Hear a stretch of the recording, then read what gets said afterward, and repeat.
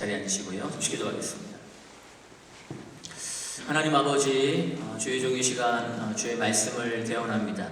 진리의 성령님 이곳에 오셔서 친히 말씀하시고 각 사람의 심령에 성령으로 말씀하셔서 귀 있는 자들은 성령이 교회들에게 하시는 말씀을 들을지어다. 그 말씀이 들려지는 은혜, 순종하는 은혜, 주께 영광 돌리는 은혜 있도록 인도하여 주옵소서. 주의 피로 주의 종을 덮으시고 하나님의 영광의 도구로 사용하여 주옵소서. 주님께 모든 걸 맡겨드리며 우리 주 예수 그리스도의 이름으로 기도합니다. 아멘. 할렐루야. 오늘은 부흥이라고 하는 제목으로 하나님 말씀을 나누겠습니다. 지난 시간에는 마귀가 우리에게 절대로 일어나서 안 된다고 생각하는, 마귀가 가장 무서워하는 것을 뭐라고 말씀드렸냐면요, 거룩이라고 말씀드렸습니다. 왜냐하면 아무리 대단한 체험과 사랑과 능력이 있었다 해도 거룩이 무너지면 과거의 그 모든 것은요, 그것이 얼마나 대단하든 상관없이 다 무너지고 맙니다. 다 잃어버립니다. 거룩은 그 모든 것을 지켜내는 능력입니다. 오늘은 거룩이 너무나 중요한 또 하나의 이유가 있습니다.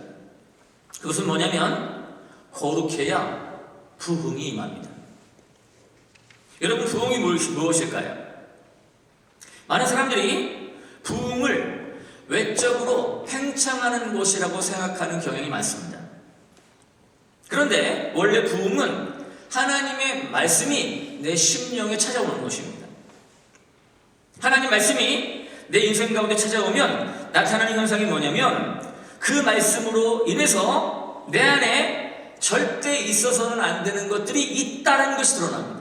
그게 있으면 안 돼요, 내 안에. 그런데 그것이 너무나 많이 가득 차 있다는 것을 드러내십니다. 내 안에 자리 잡으면 안 되는데 그것들이 말씀을 통해 보여지는 것입니다. 하나님 말씀으로 그것들을 내 심령에서 잡아 뜯어내는 것, 이게 부흥입니다. 이것을 잡아 뜯어내야 되는 거예요. 회개하면서 기도할 때 하나님께서 여러분에게 보여주시는 것들이 있죠. 나에게 어떠한 죄악이 있는지, 그것이 얼마나 오래되었는지, 그것들을 잡아 뜯어내야 하는 것입니다. 또 하나는 하나님 말씀을 통해서 뭘 발견하냐면, 내 안에 반드시 있어야 되는데 그게 없어요. 왜 내 안에 없지? 내 안에 반드시 있어야 되는데 왜 그게 없지? 그것을 깨닫고요, 통곡하면서 성령님의 도우심으로 내 안에 반드시 있어야 될 그것을 내 마음에 채워가는 것이 부흥입니다. 그래서 부흥은 우리의 심령에 일어나는 하나님의 놀라운 역사입니다. 하나님 말씀이 임하고 내 안에 있어서는 안 될 것들이 뜯겨져 나가고 내 안에 반드시 있어야 될 것이 채워짐으로 하나님의 형상을 닮아가고 성숙해가는 것이 바로 부흥이라는 것입니다. 그리고 이러한 부흥을 경험한 사람들이 가정에, 직장에, 사회 현장에 있으면 주변 사람들이 그 사람 보면서요, 이렇게 얘기합니다. 저 사람 달라졌어. 저 사람 변했어. 왜 달라졌지? 어떻게 저렇게 된 거지? 어떻게 저렇게 좋아질 수 있지? 저 사람 예수 믿는다고 하는데 도대체 그 예수가 누구지? 하면서 그 사람들이 교회로 모여듭니다. 그것을요, 성장이라고 말하는 것입니다. 부흥이 있을 때 이러한 성장이 함께 있을 수 있습니다. 내 안에, 우리 안에 놀라운 영적인 변화가 있을 때 그 변화로 인해서 하나님의 사람들이 모이면서 교회의 성장이 이루어지는 것입니다. 그러나 숫자가 늘었다고 해서요, 그 자체를 부흥이라고 얘기하지 않습니다. 왜냐하면 숫자는요, 부흥이 아닌 곳에도 얼마든지 늘어날 수 있습니다.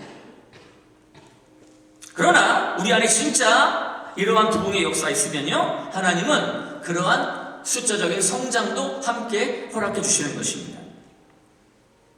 역사적으로 부흥의 것들을 찾아보면 죄에 대한 회개 없이 부흥이 일어난 적은 단 한 번도 없습니다. 교회가 회개하지 않고 정결하지 않은데 부흥이 임한 적은 없습니다. 동전에 양면이 떨어질 수 없는 것처럼 거룩과 부흥은요 항상 함께 가는 것입니다. 거룩이 있어야 부흥이 있는 것이고 거룩이 없으면 절대로 부흥은 일어나지 않습니다. 그래서 부흥을 원한다면 죄를 회개하고요 거룩을 추구해야 합니다. 역대하 7장 14절 말씀을 우리 함께 읽어보겠습니다. 시작. 내 이름으로 일컫는 내 백성이 그들의 악한 길에서 떠나 스스로 낮추고 기도하여 내 얼굴을 찾으면 내가 하늘에서 듣고 그들의 죄를 사하고 그들의 땅을 고칠지라. 아멘. 하나님께서 그들의 죄를 사하고 그들의 땅을 고치는 부흥을 허락하시는데 먼저 어떤 일이 있냐면요 회개하고 돌이켜서 거룩함으로 나아갈 때 부흥이 임한다는 것입니다. 1949년에 영국의 뉴 헤브리디스라고 하는 지역에 부흥이 있었습니다. 이 지역에서 부흥이 일어나기를 원하는 마음으로 젊은이들과 여러 사람들이 모여서 기도를 했습니다. 수개월 동안 부흥을 위해서 간절히 기도했습니다. 그런데 부흥이 일어나지 않았어요. 그러다가 어느 날 저녁에 기도하는데 한 젊은이가 일어나서요 시편 24편 말씀을 읽었습니다. 3절에 여호와의 산에 오를 자가 누구며 그의 거룩한 곳에 설 자가 누구인가? 곧 손이 깨끗하며 마음이 청결하며 뜻을 허탄한 데 두지 아니하며 거짓 맹세하지 아니하는 자로다. 그는 여호와께 복을 받고 구원의 하나님께 의를 얻으리니 이는 여호와를 찾는 족속이요 야곱의 하나님의 얼굴을 구하는 자로다. 이 말씀을 읽은 다음에 그 청년이 이렇게 얘기했습니다. 우리가 하나님과의 관계를 바로 하지 않은 채로 밤낮 수개월 동안 기도한다고 해도 소용이 없습니다. 우리 각자에게 스스로 물어봅시다. 내 마음은 청결한가? 내 손은 깨끗한가? 라고 말입니다. 이 청년이 이렇게 선포하고 질문한 다음에 사람들이요 엎드려서 회개하기 시작했습니다. 그리고 그날 그 지역에 부흥이 시작됐습니다. 회개를 통해서 사람들이 정결해지고 거룩해지면서 부흥이 임한다라는 것입니다. 거룩이 부흥을 일으키는 것입니다. 모두 부흥은 그렇게 시작됩니다. 다른 말로 하면요 죄가 방해가 되지 않아야 부흥이 임하는 것입니다. 아무리 기도를 많이 해도 거룩하지 않으면 부흥은 일어나지 않는 것입니다. 그런데 거룩한다는 것이 쉽지가 않죠. 왜냐하면 거룩은요 타락한 인간의 본성을 거스르는 것입니다. 그래서 쉽지가 않습니다. 거룩은 단지 우리가 행하는 무엇을 어떤 것을 바꾸는 정도가 아니에요. 거룩은 나 자신을 바꾸는 것입니다. 기도는 나 자신이 바뀌지 않고도 얼마든지 할 수 있습니다. 그런데 거룩은요 단순히 내 상태에서 무언가를 열심히 하는 것이 아니고 나 자신이 완전히 바뀌어지는 것입니다. 그래서 기도를 오래 하는 것보다 훨씬 더 어려운 것이요 거룩해지는 것입니다. 그러다 보니까 많은 사람들이요 부흥을 위해서 회개하고 거룩하기를 추구하기보다 부흥을 일으킬 수 있는 다른 방법들을 찾습니다. 변화가 아니라 방법을 찾습니다. 정말 부흥하기 원한다면 심령이 가난해져야 되고 애통해야 합니다. 하나님께 전적으로 순복하면서 거룩해져야 합니다. 그런데 그것을 하지 않고요 어떠한 방법론을 찾아서 인위적으로 부흥을 일으키려고 하기 때문에 안 되는 것입니다. 그런 방법으로는 절대로 안 됩니다. 결국 안 됩니다. 끝까지 안 됩니다. 그래서 하나님은 부흥을 일으키시기 전에 먼저 우리의 심령을 바꾸십니다. 그리고 심령이 변화된 그 사람을 통해서 먼저 그가 속한 공동체를 변화시키시는 거예요. 그러면서 부흥이 시작되는 것입니다. 우리가 정말 이 마지막 때에 하나님이 주도하시는 부흥의 통로로 쓰임받기 원한다면 그 부흥을 위해서 거룩이라고 하는 대가를 반드시 지불해야 한다는 것입니다. 하나님의 부흥은 어떤 방법론을 통해서 일어나는 게 아니라 사람을 통해서 일어납니다. 그러니까 우리는 마지막 때에 부흥을 위해 쓰임받을 수 있는 합당한 사람이 되어야 됩니다. 그런데 나 자신이 바뀌는 것에 대해서는 관심도 없고 그것은 인식도 못하고 부흥을 일으키는 방법론만 찾는다면 부흥은요 절대 일어나지 않습니다. 사람들은 방법을 찾지만 하나님은 사람을 찾습니다. 사람의 방법은 여러 가지가 있지만 하나님의 방법은 하나밖에 없어요. 하나님의 방법은 사람입니다. 하나님은 방법이 필요한 게 아니에요. 하나님은 하나님의 도구가 되어줄 사람이 필요한 것입니다. 그래서 지금도 하나님은 그 사람을 찾으시는 것입니다. 그렇다면 어떤 사람이 하나님의 방법이 될 수 있는 사람일까요? 그런 사람은요 교회를 성장시키고 부흥을 일으키려고 하는 사람이 아니라 다른 사람을 변화시키려고 하는 사람이 아니라 그런 사람은요 자기가 깨어지고 자기를 변화시키기 원하는 그 사람이 부흥의 사람입니다. 그 사람이 바로 하나님의 방법이 될 수 있는 사람이에요. 하나님은 그런 사람을 만났을 때 그 사람을 붙들고 부흥의 역사를 시작하십니다. 성경에 보면 사람을 그릇이라고 했습니다. 바울에 대해서 사도행전 9장 15절에 이 사람은 내 이름을 이방인과 임금들과 이스라엘 자손들에게 전하기 위하여 택한 나의 그릇이다 라고 말씀하셨습니다. 그런데 그릇은요 내용물을 담는 것이지 내용물 자체가 아닙니다. 하나님은 큰 그릇이 아니어도요 작은 그릇이라도 사용하십니다. 그런데 하나님은요 더러운 그릇은 사용하지 못하십니다. 그래서 반드시 우리의 심령이 청결해야 됩니다.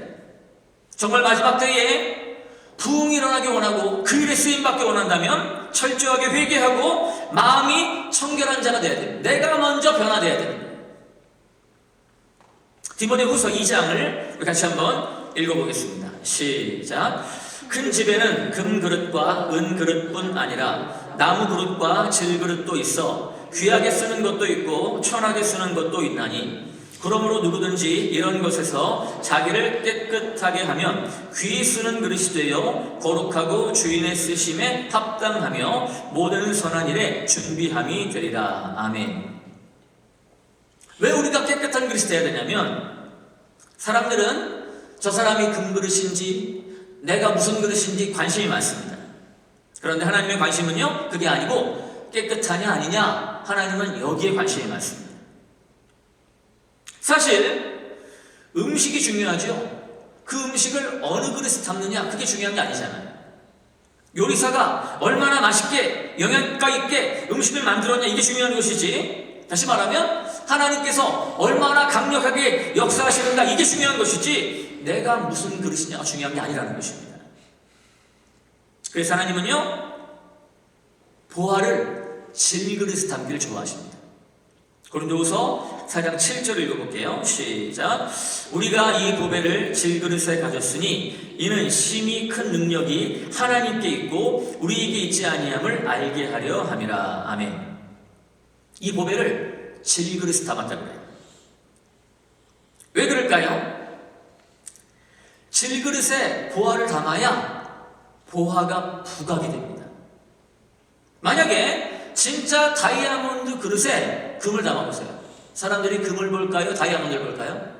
다이아몬드를 봅니다. 금은 쳐다보지도 않아요. 그런데 질그릇에다가 금을 담잖아요? 그러면 질그릇은 쳐다보지도 않습니다. 금만, 보화만 보게 되어 있습니다. 그래서 하나님은요 질그릇에 그리스도라고 하는 보화를 담기를 즐거워하시는 거예요. 질그릇은 내가 아무것도 아니기 때문에, 내가 잘난 것이 없기 때문에, 내가 아무런 내세울 것이 없기 때문에 하나님만 바라봅니다. 주님의 은혜만 구합니다. 주님을 의지할 수밖에 없습니다. 그럴 때 하나님이 은혜를 베푸시고요 그 질그릇에 보화를 담으시면서 부흥을 일으키시는 것입니다. 고린도전서 1장 26절부터 읽어볼게요. 시작. 형제들아 너희를 부르심을 보라. 육체를 따라 지혜로운 자가 많지 아니하며 능한 자가 많지 아니하며 문벌 좋은 자가 많지 아니하도다. 그러나 하나님께서 세상에 미련한 것들을 택하사 지혜 있는 자들을 부끄럽게 하려 하시고 세상에 약한 것들을 택하사 강한 것들을 부끄럽게 하려 하시며 하나님께서 세상에 천한 것들과 멸시받는 것들과 없는 것들을 택하사 있는 것들을 패하려 하시나니 이는 아무 육체도 하나님 앞에서 자랑하지 못하게 하려 하심이라. 아멘. 하나님께서 사람을 부르시고 사람을 택하세요. 그런데 육체적으로는요, 지혜도 능력도 문벌도 좋지 않은 사람을 택하십니다. 미련한 사람, 약한 사람, 천한 사람, 멸시받는 사람, 없는 사람을 택하셔서 지혜 있다고 하는 자들, 강하다고 하는 자들, 있다고 하는 자들을 부끄럽게 만드시는 거예요. 그 이유는 아무 육체도 자랑하지 못하게 하려 함이라 말씀하십니다. 이것이 하나님이 사람을 찾는 방식입니다. 아무튼 우리는요, 깨끗한 그릇이 되어야 됩니다. 질그릇인데 깨끗하지도 않다, 그러면 끝입니다. 끝입니다. 어쩔 수가 없습니다. 그러나 아무리 질그릇이라 하더라도 자신의 죄성을 깨닫고 회개하고요, 자기를 깨끗하게 하면 하나님이 쓰시는 귀하고 거룩한 그릇으로 쓰임받게 됩니다. 금그릇이라도 깨끗하지 않으면 쓰임받지 못하지만 질그릇이라도 깨끗하면 하나님이 즐거이 사용하세요. 이럴 때 그들을 통하여 부흥이 일어나는 것입니다. 우리는 부흥을 어떻게 준비해야 하냐면 방법론을 준비하는 게 아니라 깨끗한 그릇이 됨으로, 정결하게 됨으로, 거룩하게 됨으로, 새 부대가 되어짐으로 부흥을 위해 쓰임받을 수 있도록 준비해야 합니다. 깨끗하지 않으면 그 그릇은 하나님의 부흥을 위해 쓰임받을 수 없습니다. 시편 110편 3절을 같이 읽어볼게요. 시작. 주의 권능의 날에 주의 백성이 거룩한 옷을 입고 즐거이 헌신하니 새벽 이슬 같은 주의 청년들이 주께 나오는도다. 아멘. 주의 권능의 날은요, 부흥의 날이라고 말할 수 있습니다. 하나님의 영광이 임하는 부흥의 때에 누가 쓰임받냐? 거룩한 옷을 입은 주의 백성들이 쓰임받는 것입니다. 그래서 우리는 거룩을 추구해야 합니다. 부흥은 이렇게 영적으로 거룩하고 의로운 곳에 임하게 되는 것입니다. 회개하고 거룩을 추구할 때요, 우리는요, 점점 밝아지고 점점 거룩을 향해 나아가게 됩니다. 그러면서 하나님의 쓰심에 합당하게 준비되는 것입니다. 이것이 바로 부흥을 위해서 우리가 준비해야 할 일입니다. 거룩해야 하나님의 영광이 임하고요, 거룩해야 부흥이 임하는 것입니다. 그래서 회개하면 회개할수록, 거룩하면 거룩할수록 더 큰 부흥이 임하는 것입니다.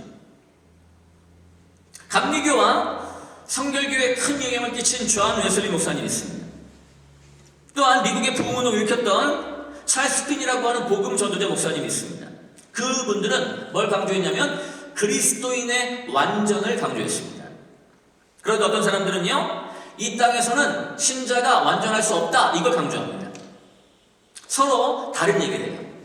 그러면 성경은 뭐라고 얘기할까요? 성경은 레위기 11장 45절에 내가 거룩하니 너희도 거룩할지어다 말씀합니다. 예수님도 마태복음 5장 48절에 그러므로 하늘에 계신 너희 아버지의 온전하신 것 같이 너희도 온전하라 말씀합니다. 천사가 기준이 아니고 아버지가 기준이에요. 아버지의 온전하신 것 같이. 예수님 말씀하셨습니다. 우리는 성경에서 말한 대로 믿어야 돼요. 그런데 많은 사람들이요, 이 땅에서는 인간은 완전할 수 없다, 이렇게 얘기합니다. 그것은 성경이 아니고 자기 의견입니다. 자기 경험입니다. 그러나 성경은 온전하라, 거룩하라고 말씀하는 거예요. 더 나아가서 성경은 완전한 사람이라고 성경에 언급한 사람들이 있습니다. 창세기 6장 9절에 이것이 노아의 조건이라 노아는 의인이요 당대의 완전한 자라 그는 하나님과 동행하였으며, 분명히 나오죠. 욥기 1장 8절 읽어보겠습니다. 같이요. 시작. 여호와께서 사탄에게 이르시되 네가 내 종 욥을 주의하여 보았느냐? 그와 같이 온전하고 정직하여 하나님을 경외하며 악에서 떠난 사람이 세상에 없느니라. 아멘. 욥은 하나님께 인정받은 온전한 사람입니다. 악에서 떠난 사람이라고 하나님이 사탄에게 자랑할 정도의 사람이라고요. 다니엘은 정치계에서 그렇게 수많은 청문회를 거쳤는데도 대적들이요 흠을 찾을 수 없을 정도로 완전했습니다. 다니엘서 6장 4절 읽어보겠습니다. 시작.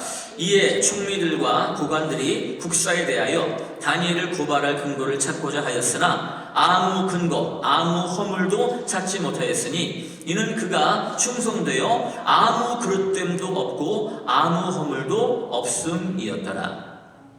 사도 바울도 우리가 온전한 자들 중에서 지혜를 말한다고 얘기했습니다. 고린도전서 2장 6절 읽어볼게요. 시작. 그러나 우리가 온전한 자들 중에서 지혜를 말하노니 이는 이 세상의 지혜가 아니요 또 이 세상에서 없어질 통치자들의 지혜도 아니요. 아멘. 이렇게 성경은요 너무나 여러 곳곳에서 그리스도인의 완전을 말씀합니다. 그런데 이 땅에서 신자들은 완전해질 수 없다라고 말하는 사람들은요 이러한 성경 구절을 보여주면 뭐라고 얘기하냐면 그것은 온전을 얘기하는 게 아니라 성숙을 얘기하는 거다라고 얘기합니다. 그러면서 성경을 바꿔요. 성경에서 온전이라고 말했으면 온전이 맞는 것입니다. 나 자신의 주장을 합리화시키기 위해서 성경의 의미를 바꾸는 것은요 너무나 잘못된 것입니다. 때문에 이 땅에서 신자는 완전할 수 없다 이 말은요 성경이 아니고 사람의 계명입니다. 그래서 우리는 성경 말씀대로 온전해야 하고 거룩을 추구해야 합니다. 그런데 그게 가능한가? 노아, 욥, 다니엘, 사도 바울 이런 사람들 보니까 가능하다라고 성경을 말씀합니다. 때문에 우리는 거룩을 상호하고 힘써야 됩니다. 그리고 그것이 가능하다는 것을 믿어야 됩니다. 이것은요 내 힘으로 되는 게 아닙니다. 우리가 온전히 회개하고 거룩을 결단하고 추구할 때 우리 안에 성령님이 들어오셔서 그걸 도와주세요. 그럴 때 하나님이 싫어하시는, 하나님을 거스르는 그 죄를 버리고 온전한 삶을 살아가게 되는 것입니다. 주님은 우리가 이러한 고백하는 것을 기대하실 거예요.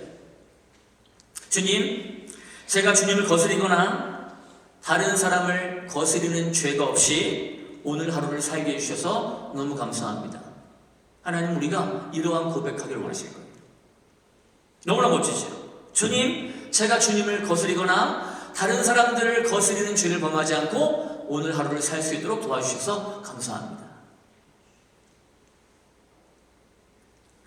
하나님은 이러한 거룩을 우리에게 원하시는 것입니다. 그리고 이러한 거룩함이 하루 일어날 수 있다면 그 다음날도 일어날 수 있습니다. 물론 우리가 하나님을 거스리는 죄를 지을 가능성이 없다 이것을 말하는 게 아니고요. 가능성은 있지만 죄를 짓지 않는 삶이 가능하다는 것을 말씀하는 것입니다. 인간은 어차피 안 돼. 이 땅은 너무 타락해서 안 돼. 그러면서 죄 짓는 것을 합리화하는 것이 아니라 성경 말씀대로 그리스도인의 완전을 추구하면서 다시 주님 말씀이 회복되도록 그렇게 우리가 서야 한다는 것입니다. 그렇다고 해서 반드시 완벽하게 완전해져야만 부흥이 시작되는 건 아닙니다. 그리스도인의 완전이 가능한 걸 믿고요. 그 완전을 추구하면서 거룩함을 향해, 수준 높은 거룩을 향해 우리가 나아갈 때 주님은 아직 부족하지만 그 과정 중에 있는 그 사람을 기쁘게 보시고요. 그들을 점점 세우시는 것입니다. 때문에 우리가 이 마지막 때에 부흥을 위해 쓰임 받으려면요. 수준 높은 거룩을 하나님이 요구하신다는 것입니다.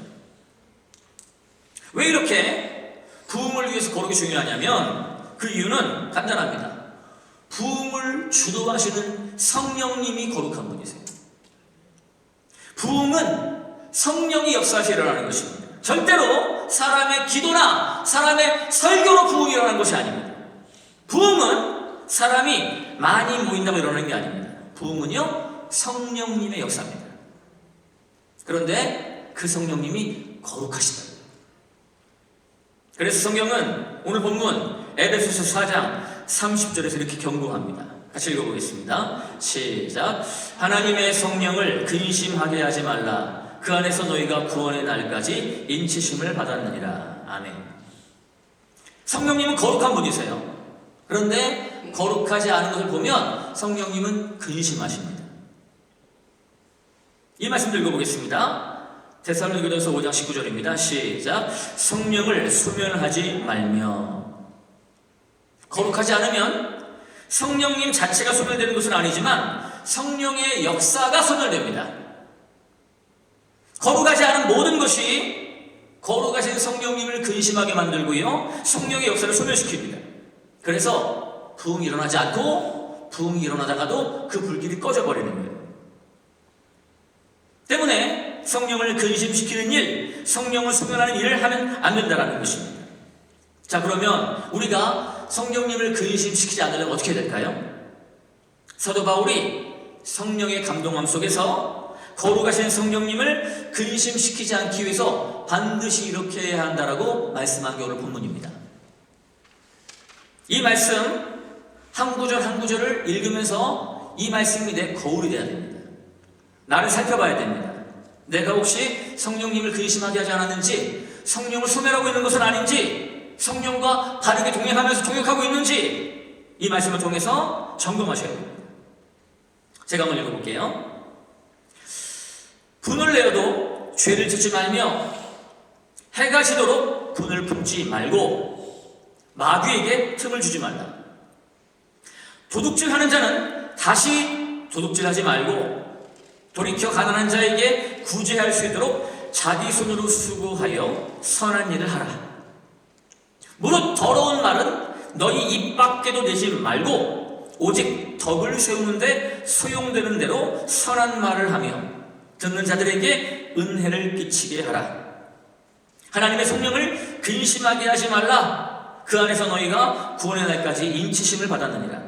너희는 모든 악독과 노함과 분냄과 떠드는 것과 비방하는 것을 모든 악의와 함께 버리고 서로 친절하게 하며 불쌍히 여기며 서로 용서하기를 하나님이 그리스도 안에서 너희를 용서하신 것 같이 하라. 아멘. 성령님을 근심시키지 않기 위해서, 성령의 역사를 소멸하지 않기 위해서 우리는 이 말씀을 주의 깊게 바라보고 순종해야 됩니다. 사람들이 처음에는 죄와 싸울 때요, 욕심이나 음란이나 교만이나 거짓말이나 도둑질이나 이러한 겉으로 드러난 죄들과 싸웁니다. 그런데 그것이 끝이 아닙니다. 그런 죄들을 회개하고 끊어버리고 난 다음에 우리가 맞이하는 새로운 전쟁터가 있습니다. 그게 뭐냐면 지금 우리가 읽은 말씀, 성령님을 슬프지 않게, 성령님을 근심시키지 않는 이 영역에서 싸움이 시작됩니다.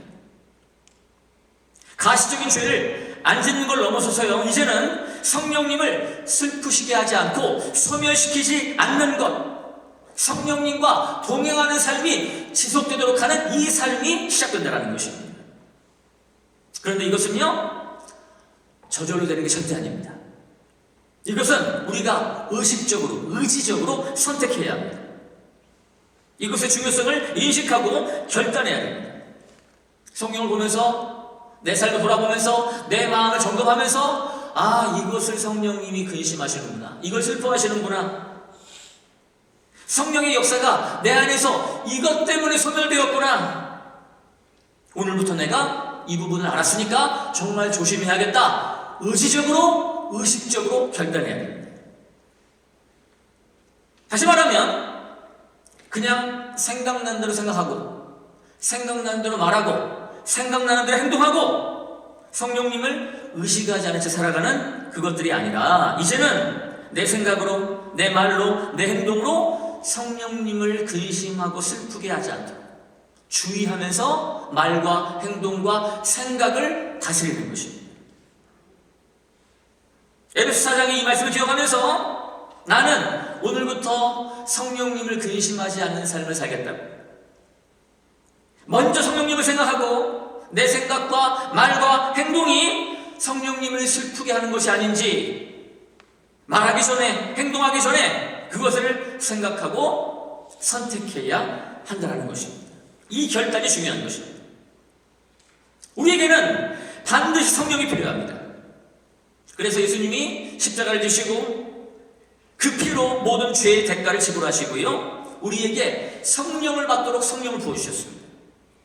그런데 성령을 받으면 뭐하냐고요? 아무 생각 없이 무의식 중에 성령님을 슬프게 하고 성령을 소멸하는 삶을 살아간다면 어떻게 그 사람이 성령이 충만할 수 있겠습니까? 어떻게 강력한 기름 부음이 부어질 수 있겠습니까? 어떻게 성령의 권능이 부어지고 성령과 동행하는 삶이 가능하겠냐는 거예요. 여러분, 신앙생활이 뭘까요? 신앙생활 뭐냐 물어보면 대부분요, 교회 다니고 설교 듣고 기도하고 찬양하고 봉사하고 죄 있으면 회개하고 하나님 말씀대로 살고 이런 것을 신앙생활이라고 얘기합니다. 그런데 여기에 빠지면 안 되는 것이 있습니다. 신앙생활이라고 말할 때 절대 빠지면 안 되는 게 있어요. 그게 뭐냐? 진짜 신앙생활은요, 한마디로 말하면 성령을 쫓아 행하는 것입니다. 성령의 인도함을 받는 거예요. 그게 신앙생활입니다. 육체의 소욕이 올라올 때 성령을 슬프게 할 수 없어서 성령을 의지해서 의지적으로 눌러버리는 거예요. 절제하는 것입니다. 성령께서 내 안에 일으켜주시는 그 거룩한 소원에 순종하는 것입니다. 그럴 때 성령님이 기뻐하시는 것을 자꾸 느끼는 거예요. 이게 신앙생활입니다. 육체의 소욕을 따라가면 성령이 슬퍼하신다는 것, 그것을 느끼는 거예요. 아, 슬퍼하시는구나. 아, 성령을 따라가니까 기뻐하시는구나. 이걸 느끼는 것입니다. 육체의 소욕을 따라가는 것은 성령을 소멸시킵니다. 그러나 성령의 소욕을 순종하면요, 성령의 역사가 강화됩니다. 이것이 하나님을 기쁘시게 하는 것이고 신앙생활입니다. 그런데 성령을 쫓아 행하는 것이 무엇인지조차도 모르는 사람들이 교회 다니는 사람 가운데 너무나 많다는 것입니다. 여러분, 사람의 변화는 그냥 이루어지지 않습니다. 예배 참석하고 설교 듣고 은혜 받았다고 해서 변하지 않습니다. 그동안 신앙생활 몇십 년 하셨죠? 그렇다고 내가 변하냐는 거예요. 아니라는 것입니다. 내가 하루에 얼마나 많이 기도했다, 그것으로 내가 바뀌는 게 아니더라는 것입니다. 하나님 말씀을 통해서 어느 순간 결단해야 됩니다. 어느 순간 결정해야 돼요.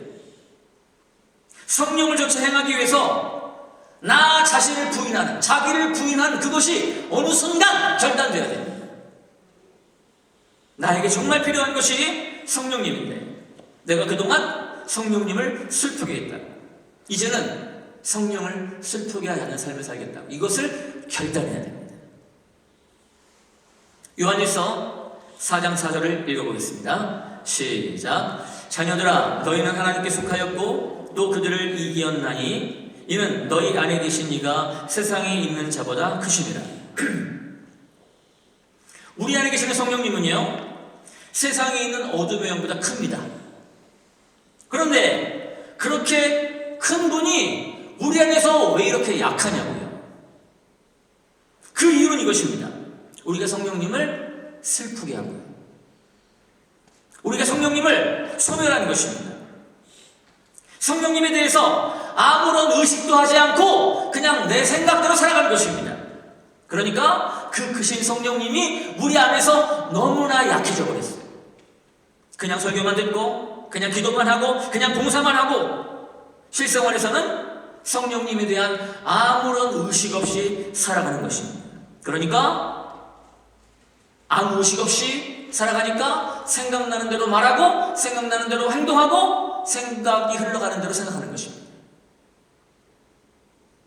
그것이 성령님을 근심하게 하는 거예요. 여러분, 오늘 우리가 결정해야 됩니다. 하나님의 성령을 근심시키지 않겠습니다. 할렐루야. 우리가 결정해야 됩니다.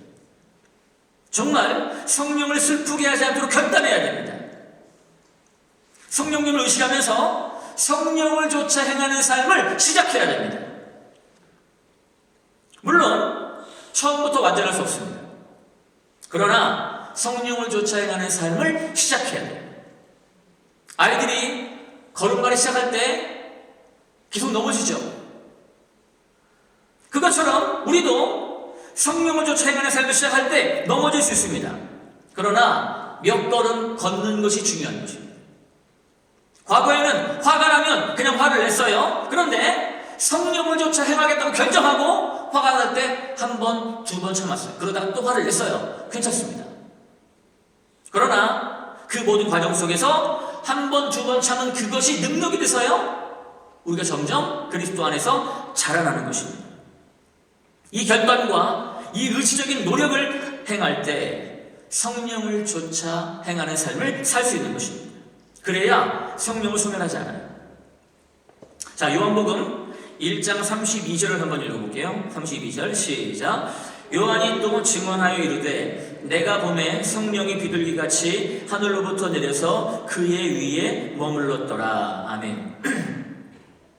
예수님 세례 받으실 때 성령이 비둘기같이 하늘로부터 내려와서 그 위에 머물렀다라고 말씀합니다.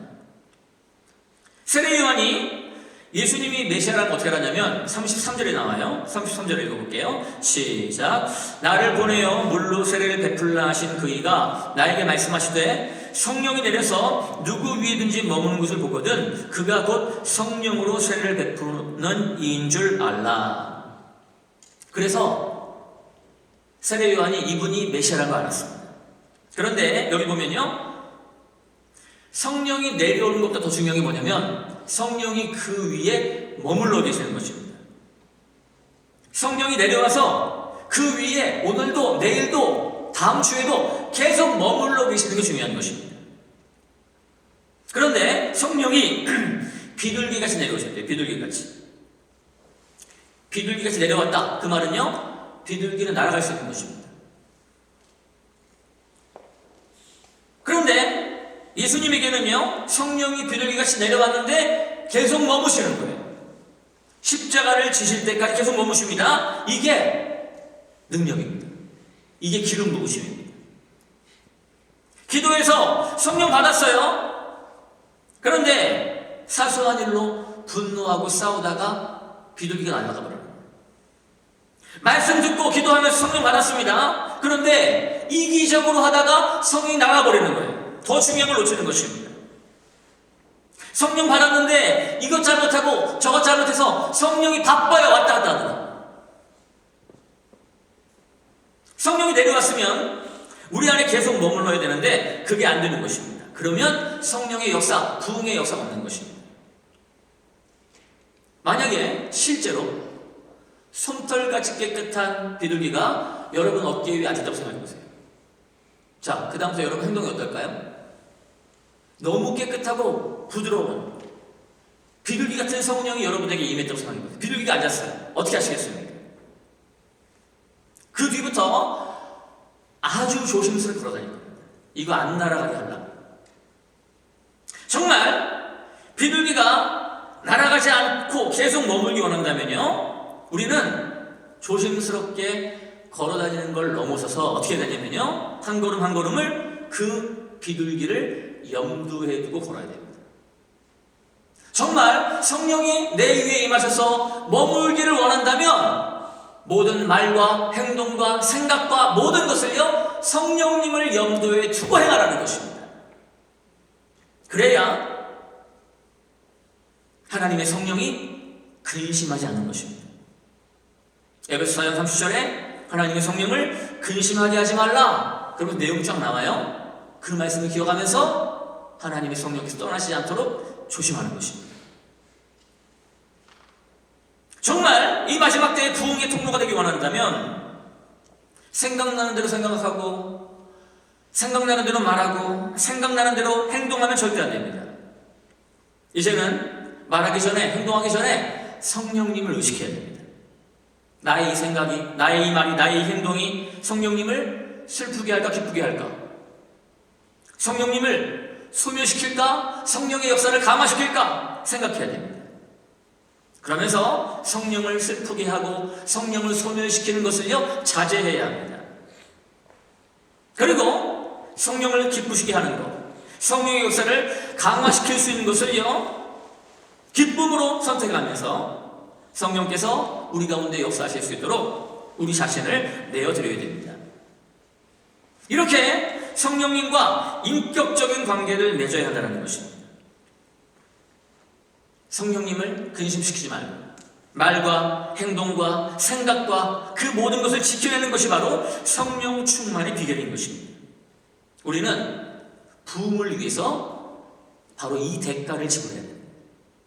대가를 지불하지 않고 부흥이 있지 않습니다. 무슨 대가냐? 성령님을 의식하며 모든 걸 행하는 것입니다. 성령의 인도하심에 순종하는 것입니다. 성령께서 내 안에서 슬퍼하시지 않도록, 근심하지 않도록 그 대가를 지불해야 하는 것입니다. 이 거룩이 끝나지 않아야 끝나지 않는 부흥이 오는 것입니다. 그런데 마귀가 가만히 안 놔두죠. 터키는요 사도 바울이 선교했던 지역입니다. 요한계시록에 나오는 7교회 다 터키 지역에 있습니다. 성령이 역사하시는 큰 부흥이 있었던 곳이 터키입니다. 그런데 그렇게 부흥했던 터키가 지금 어떻습니까? 모슬렘 99%, 크리스찬 0.1%도 안 될 거예요. 왜 그랬을까요? 거룩을 잃어버리면 변하는 것입니다. 존 웨슬레 영국 너무나 위대한 부흥을 일으켰습니다. 그런데 영국이 지금 어떠냐고요? 존 웨슬레를 통해서 세워진 교단들이 있는데 왜 그 교단에서 동성애를 찬성하냐고요? 거룩을 잃어버려서 무너지는 것입니다. 이스라엘이 그렇게 강한 나라인데 발람 사건 이후에 무너집니다. 거룩을 잃어버려서 무너집니다. 거룩을 잃어버리면 심지어 법궤까지도 빼앗깁니다. 오순절 강림 이후에 예루살렘 교회에 엄청난 부흥이 있었습니다. 그런데 갑자기 아나니아 삽비라 사건이 터져요.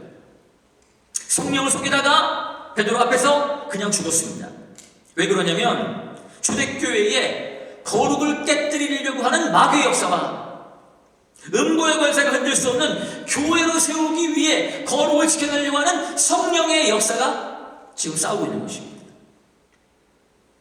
아나니아 삽비라 사건 이후에 초대교회 지도자들이 뭐라고 그러냐면 우리는 말씀 전하는 것과 기도하는 것에 전부하겠다 선포합니다. 무슨 말이냐면 사도들이 성령의 운행하심의 비밀을 밝힌 거예요. 성령이 우리 안에 계속 머물 수 있는 비결을 여기서 얘기해 주는 것입니다. 그게 뭐냐? 말씀과 기도로 거룩하여질 때 성령이 함께 하신다는 그 비밀을 드러내는 것입니다. 사도 바울은 이렇게 얘기하죠. 디모데전서 4장 5절에 하나님의 말씀과 기도로 거룩하여짐이라. 그래서 우리는 하나님의 은혜를 의지해서요 이러한 삶을 결단해야 됩니다. 그리고 지금 이 순간부터 노력해야 됩니다. 우리의 자유의지를 가지고 의지적으로 선택해야 됩니다. 말씀과 기도로 주님의 임재를 놓치지 말고 성령을 근심하게 하거나 소멸시키는 일이 없도록 우리의 생각과 말과 행동을요 주의해야 합니다. 그리고 깨끗한 그리스도여서 주인의 쓰심에 합당한 그리스도이기를 사모해야 됩니다. 그런 사람이 마지막 때에 부흥의 통로가 되는 것입니다. 이 자리에 함께한 우리 모두가 끝나지 않는 부흥을 위해서 계속적인 거룩을 추구하다가 성령의 권능을 받고 사도행전 1장 8절의 부흥을 이 땅에 다시 현실화시키며 주님께 영광 돌리다가 주님 맞이할 수 있는 모두가 될 수 있기를 주님의 이름으로 축복합니다.